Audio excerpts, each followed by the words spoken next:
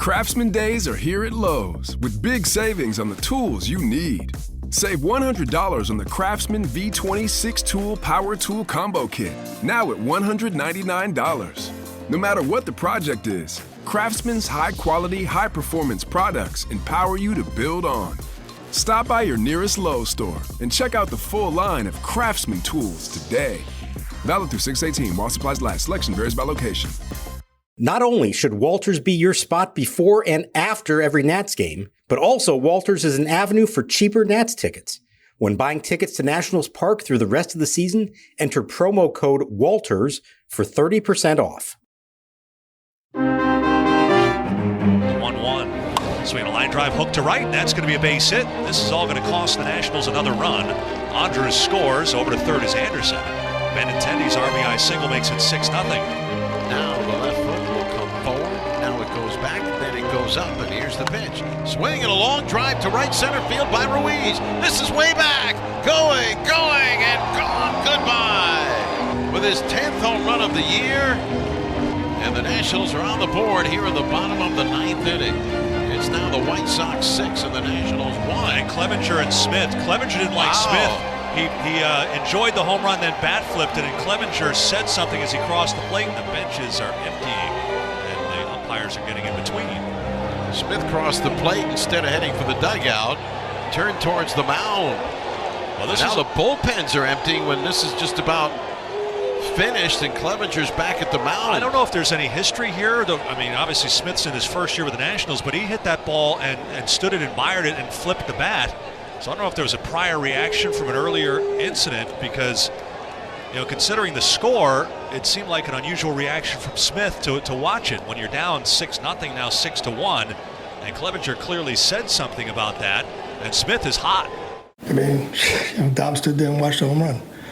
He started saying some words to him. I don't know what he said, but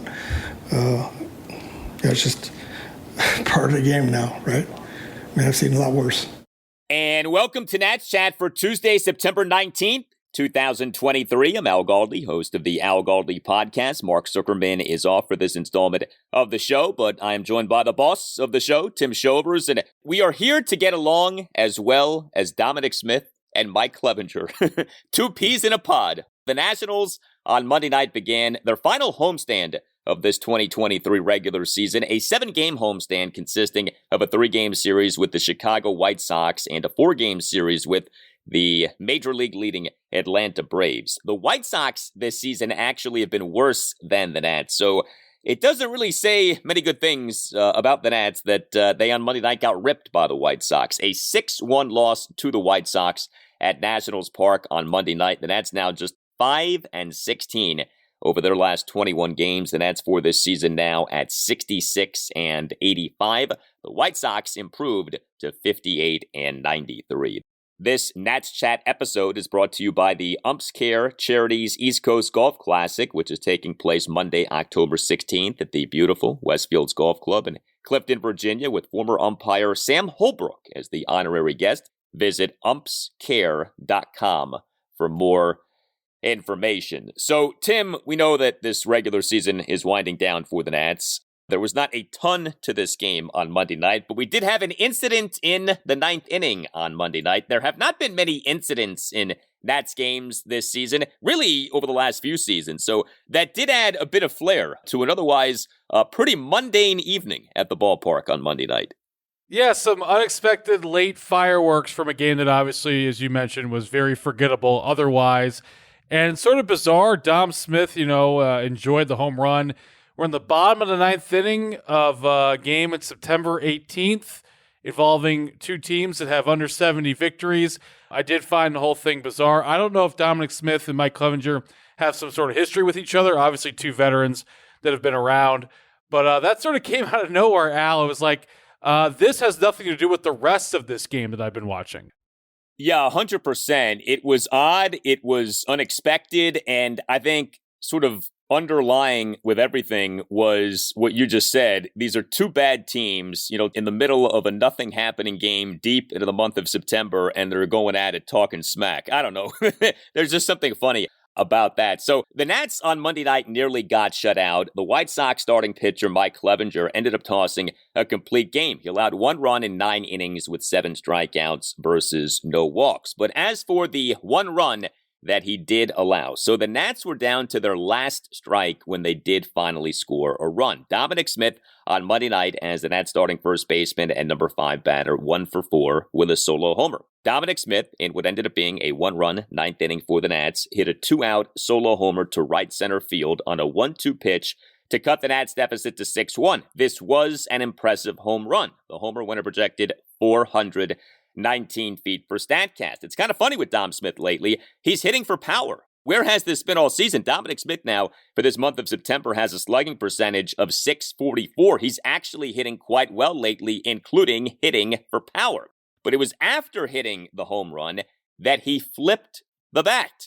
Again, kind of funny. Last place team getting ripped by a team that's even worse than you, and you flip the bat. But okay, whatever. I personally don't mind bat flips, but some people do not like them, and apparently one of those people is Mike Clevinger. So Dominic Smith hit the home run, stepped on home plate, and then immediately turned toward Mike Clevinger, who pretty clearly had said something to Dom Smith. The home plate umpire, Will Little, immediately stepped in front of Smith and Clevinger were jawing at each other. The bullpens and benches ended up emptying. Now, there were no punches thrown or anything like that, but we did have a bit of an incident here. So we did see the replay of the bat flip. I don't know, did you think that this was an egregious act by Dom Smith? Egregious is not the word I would look for. I thought that it was a bit more than you would normally expect for a 6-1 game in the bottom of the 9th. He seemed to really have admired it, which is just interesting because it just seems out of character for Dom Smith. That's why I point to, I wonder if there's some weird thing that happened in some Padres-Mets game from last year or something where Clevinger and Smith don't like each other, because the whole thing just doesn't make any sense. He really admired that one. That was, if we do it on the Bryce Harper meter, that was kind of, like August 2015, Bryce Harper. Yeah, I am a pro-pimping of home runs. I am a pro-pimper, so I am not going to rip Dominic Smith from pimping his homer, but there's no doubt that there is a comedy to all of this, and, we're going to keep coming back to it, but 2 bad teams, and, a guy who has not hit many home runs this season hits a home run in what is essentially a blowout loss and is admiring the thing like he just clinched a playoff spot or something like that. So, I don't know, kind of funny. And yeah, like you said, it's not like Dominic Smith has this reputation, so maybe he's kind of feeling himself with the good September that he's having. But anyway, it ended up really not being that big of a deal. Like we said, it just kind of added some spice to an otherwise, pretty bland game deep into the month of September. Davey Martinez, during his post-game press conference, downplayed it, said that he's seen a lot worse. And I think we all have in baseball. I mean, we've seen, things unravel in a much worse way. But yeah, something a little different at the ballpark on Monday night. So the Nats in this game, 1 run, 6 hits, no walks, 0 for 6 with runners in scoring position. The offense really has calmed down. I mean, we know what the deal has been with this Nats offense this season, but these last few weeks with the Nats struggling in September, we have seen a lot of games like what we saw on Monday night, with just the Nats not doing much offensively. C.J. Abrams did have a 2-hit night. He is the Nats starting shortstop and number 1 batter, went 2 for 4 with a double, a single, and a stolen base, but he also got picked off at first base. What is the deal with Nats base runners getting picked off this season, especially lately? It seems like the problem has gotten even worse lately. I don't know if this is a late season thing and guys are losing focus, but Abrams in the top of the first, a leadoff single up the middle, but he then moments later got picked off at first base. Yet another instance of the Nats this season making it out on the base paths. Abrams in the bottom of the 8th did have a 2-out double to the right field corner. But man, what is going on with that? Guys getting picked off like they are. And Abrams is, one of the best base runners on the team and, really in the National League with the season he's had in terms of stolen bases. But he himself has gotten picked off multiple times lately. Yeah, it's bizarre how contagious it's been ever since this podcast began. If you remember in 2021 early, Juan Soto wanted to up his base running skills. He tried to become more of a complete player. He was terrible on the base pass. It just sort of seemed like someone was getting thrown out all the time. We're nearing the end of 3 years of seemingly day in, day out guys getting picked off for no reason. The C.J. Abrams thing, it's concerning only from the standpoint that it's such a strength as a base stealer. I feel like it's an easy fix for him in the next year or two. And if his IQ has room to grow and he's stealing over 40-plus bases this year, can we see a guy that could get to 60, could get to 70 as his career goes on? But obviously he's going to have to work out kinks like this one along the way. What happened in this instance of him getting picked off was pretty bad. I think everyone in the ballpark knew that Abrams was going to be running. Clevinger is a pitcher on whom you can run. And Abrams ended up taking this massive lead.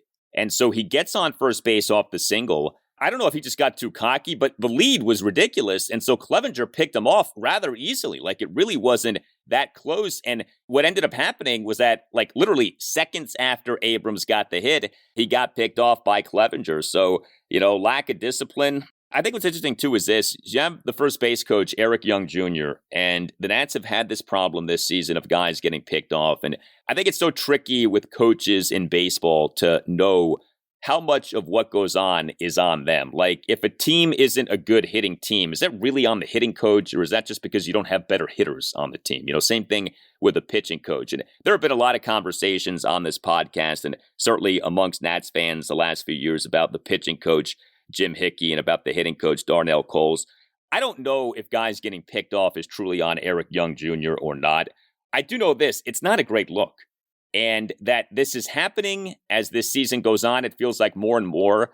This is supposed to be Eric Young Jr.'s department, and it doesn't reflect well on him. It may not be on him, but just, from the outside looking in, it's not something that you look at and you say, well, boy, that's a credit to Eric Young Jr. Like, no, it doesn't look good on him. With some of the changes we're seeing in the Nats front office, you do wonder if we're going to see changes on Davey Martinez's coaching staff this offseason. Well, Eric Young Jr., the problem has existed before he took over, but nonetheless, you make a good point. If Eric Young Jr. is back in 2024 for the Nats, the most important part of his job title will be C.J. Abrams' development over the season in the stolen base department. So if these mistakes are still happening, I'd be concerned if I were Eric Young Jr. I think it's going to be a very high priority for the team next year. But I do agree with you. It's not a good look, and it just from afar just seems like such an easy fix if for whatever reason the fixes aren't happening. Yeah, I mean, like, specific to Monday night, Abrams gets that ridiculously large lead. I mean, was Young saying, hey, dude, like, watch it here, I mean, you don't have to say it like that, but is this just some sort of a code word that Eric can unleash to alert Abrams to, hey, you're too far off the bag, calm down a little bit here, something like that. And instead, you ended up having what we did have there. So not good to see that. Of course, it gets magnified because the Nats are just not hitting right now. And a Nat in particular who is not hitting right now is Keibert Ruiz. Keibert on Monday night as the Nats starting catcher and number 4 batter, cleanup batter, 0 for 4 with a throwing error.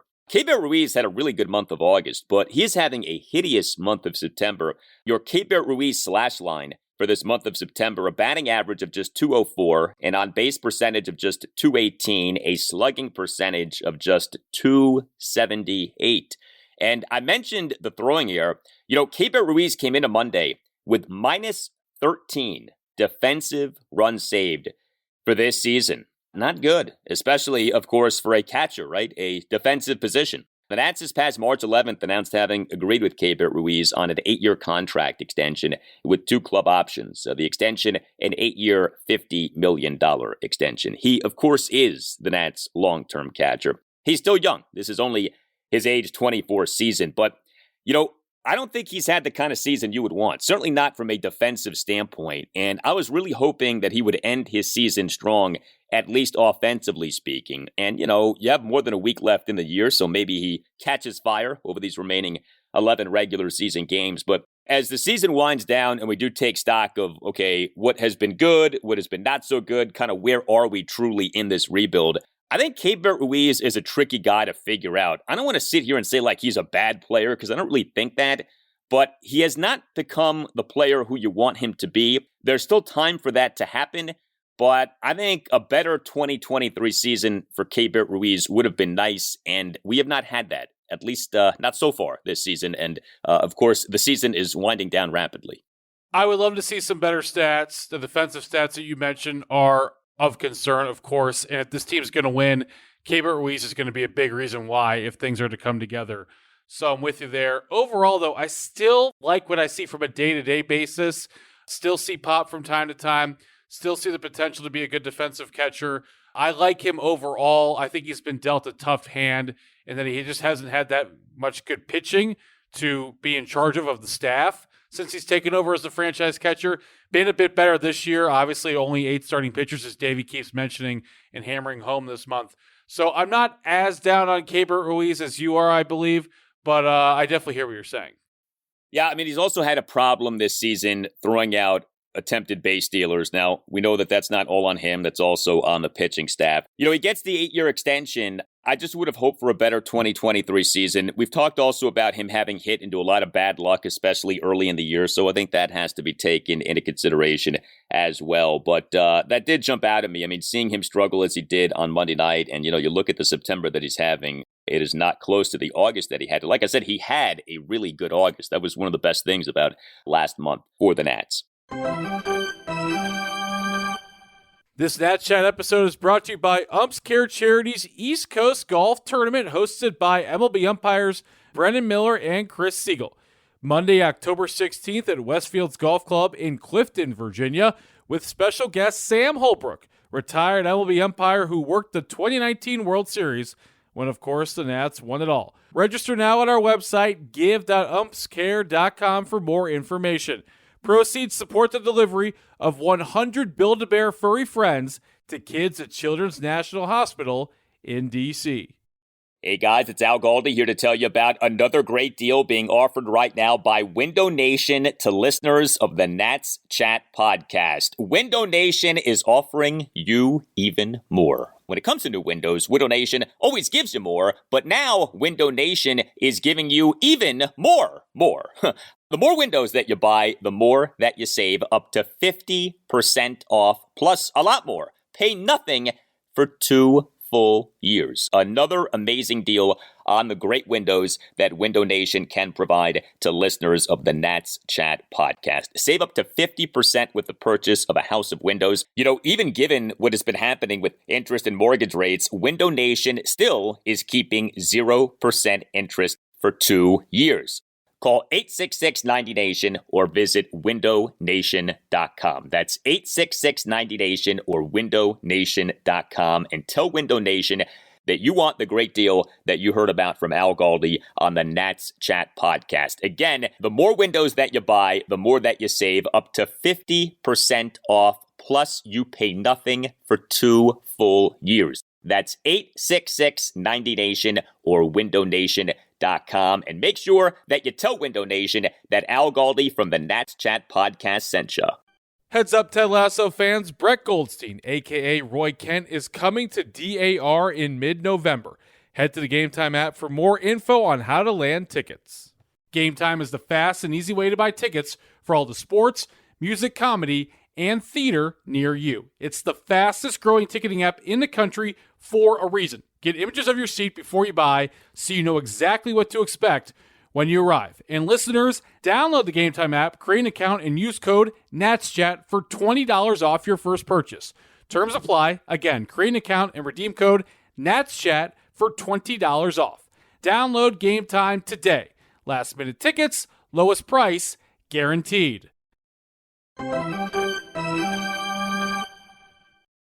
Here's a swing and a drive to deep left center field. This is way back. This is trouble. This ball is gone. Goodbye.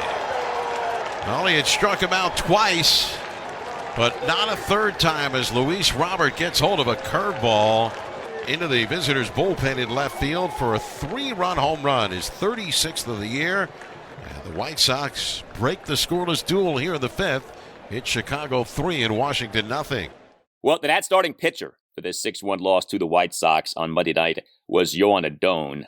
As we have discussed with Adon, he in his latest go-round at the major league level has been a high-variance performer. His good has been quite good. His bad has been really bad. Unfortunately, we lately here are seeing a lot more of the bad as opposed to the good. Adon on Monday night officially allowed 5 runs in 5 innings. He gave up 9 hits, a 3-run homer, 2 doubles, and 6 singles. He issued 2 walks, did record 5 strikeouts, and did throw a lot of strikes, 87 pitches, 58 strikes versus 29 balls. So you like that. It was kind of odd. Adon did toss 4 2/3 scoreless innings to begin his outing, but things then fell apart. He, in the top of the fifth, gave up a 2-out, 3-run homer by Luis Robert Jr. to left center field for a 3-0 White Sox lead. And Adon, in what ended up being a 3-run six for the White Sox, gave up 3 consecutive hits to begin the inning before being pulled from the game. Even before he started giving up runs, he was putting a good bit of guys on base. And so this was another one of these outings by a Nats pitcher in which you say to yourself, well, he's not allowing runs, but the dam may be about to burst. And sure enough, the dam ended up bursting. Third bad outing in 4 starts for Joan Adon.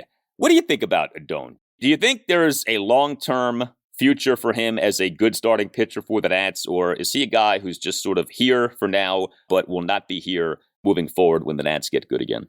I don't think he's very good. I do not look forward to his starts. I know that the 2 no-hit bids were nice, but other than that, and other than the game 162 against Boston in 2021, I haven't liked really anything that I've seen. I hope we reach a point where he gets moved farther down the depth chart, pitching-wise, within the organization. I don't see him being at all a starter. Maybe he could become a reliever. I mean, he does have bursts of pitching well, if not dominance. So maybe that's worth exploring, but I just don't at all see the possibility of him being a regular starter. Yeah, we talked about the potential for him as a reliever after his last start on the show. The problem with that is that he loses the strike zone too frequently to where if he was a reliever, you'd sort of hold your breath every time he comes into the game because, if he has it, okay, but the chance of him not having it is there.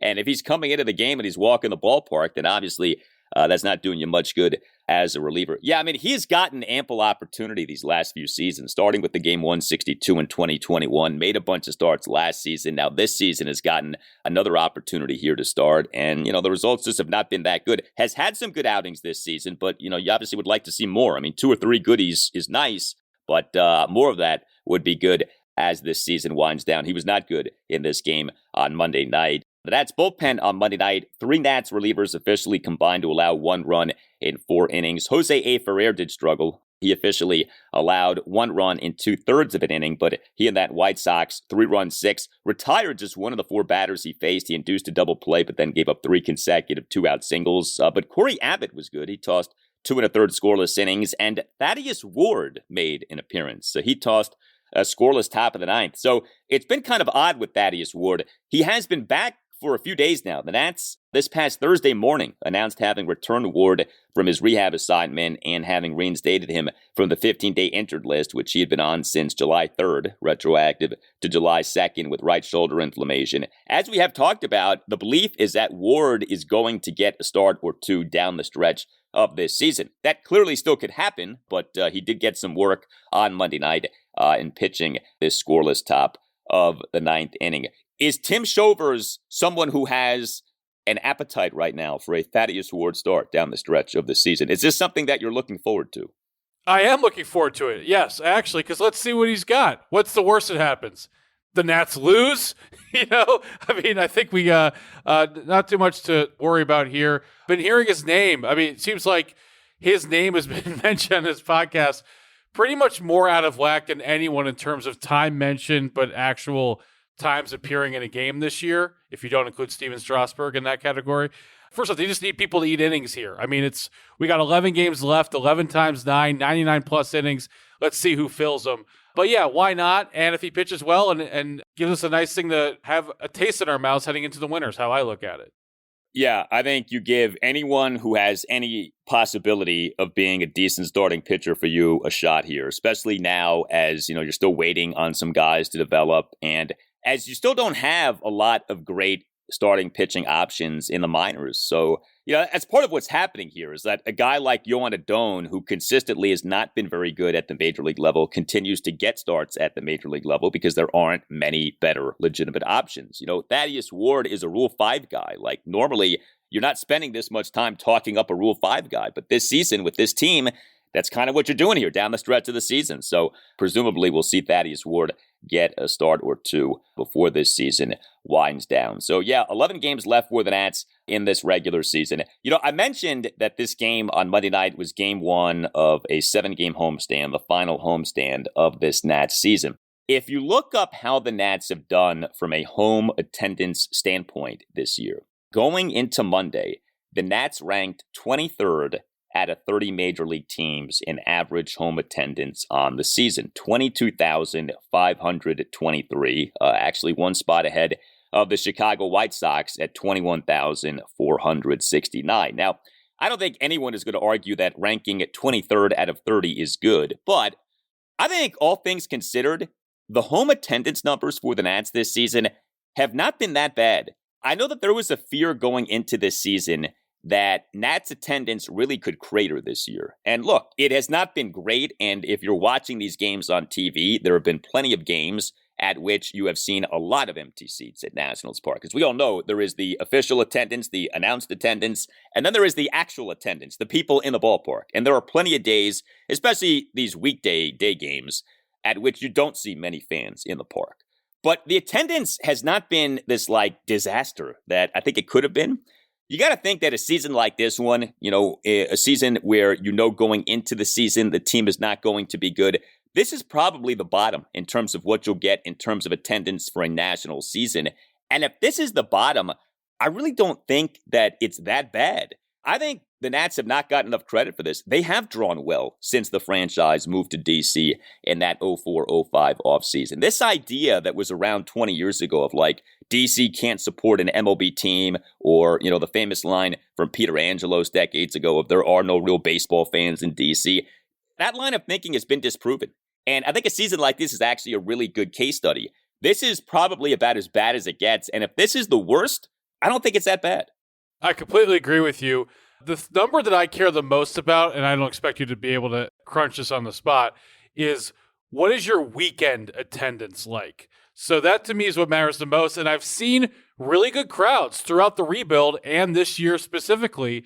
I still think we've had plenty of Saturday nights with 30,000 people, even when they're not winning. It's been clear if there's a weekend baseball game when there's good weather, people are going to show up to the ballpark, which to me is a sign of a healthy baseball town. As you mentioned, whatever the reputation was, and I remember that reputation because I grew up following the Montreal Expos and there was no DC baseball team. I heard the same things as you, Al, even though I didn't live here. That has clearly been proven wrong, if not emphatically wrong, which is why we wouldn't have started this podcast otherwise if we didn't believe so. So, yeah, I'm with you. I'm glad you're shining a spotlight on this. I hope that sort of around town the team gets more credit. And we will see, of course, if next year, if they're winning on Tuesday and Wednesday, there'll be more people. It's very obvious how that pattern works out. Yeah, I mean, people will say, well, Washington, D.C. is a two-time loser with MLB in terms of losing a team. And that is true. The Washington Senators were here twice and left twice. But what needs to be understood about that is that, first of all, you had some really bad ownership with the Senators. But second of all, Washington, D.C. as a city and as a market is a lot different today than it was back in the day. And so to sit here and try to compare the Washington, D.C. area of 2023 with the Washington, D.C. area of 1971, you're wasting your time, okay? The Washington, D.C. area is a lot different now. There are many more people. There is a lot more money. There is increased prestige in this area in terms of the Washington, D.C. television market being a top 10 television market.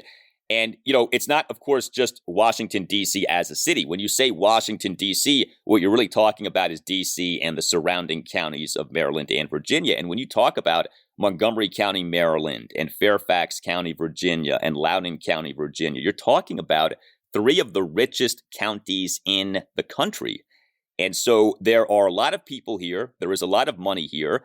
And while, yes, there are a good number of people in the city itself who are not from this area and who maybe aren't fans of the local teams here, there are plenty of people in this area to support the Nationals. I happen to believe there are enough people here and there's enough money here to support both the Nationals and the Orioles. I have never bought into this idea that, one team being here is going to make it so that the other team can't do well. I think if both teams are good, both teams will draw. I think we have seen that, especially when the two teams have been good. And yeah, I think the two-time loser thing with DC is a little overrated from a standpoint of that was a long time ago. Things are a lot different as compared to now. What matters is what the city is now, what the area is now. And I think this season, this has been to me one of the more encouraging things just about the entire enterprise of Washington, D.C. baseball.